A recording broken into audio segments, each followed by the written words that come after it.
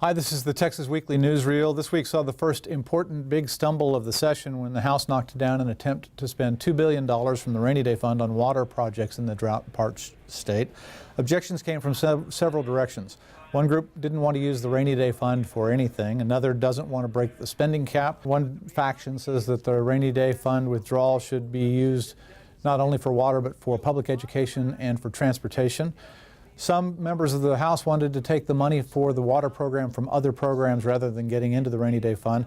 And some said $2 billion is too much for right now, that $200 million would suffice. But it's not over. There's other options out. There's HB 19. There's other mechanisms.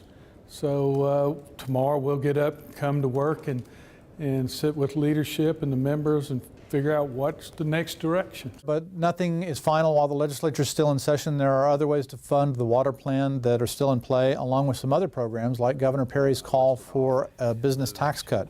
Some have talked about special sessions if his wish list isn't met, but he says there's still time to do everything on his list. We have plenty of time to get the work done in this session. It's 30 days. Yeah, it's that classic period of time when people start getting a little bit of stress that my bill's still either here or it's over here, and I'm not seeing any movement in my business, and you're pushing this.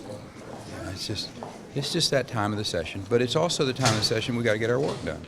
The Texas Legislature held its first hearings this week on the fire and explosions that killed 15 in West and injured dozens of others.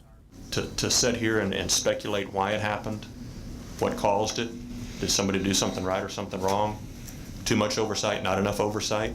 I really believe we should wait until the investigations are complete and get the outcomes for that.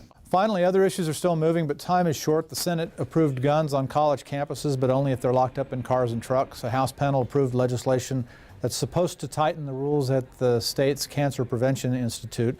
Next Tuesday is the last day House committees can consider House bills, and next Thursday is the last day that most House bills can be considered by the full House. Things are winding down. There's about 3.5 weeks left, and that's the newsreel.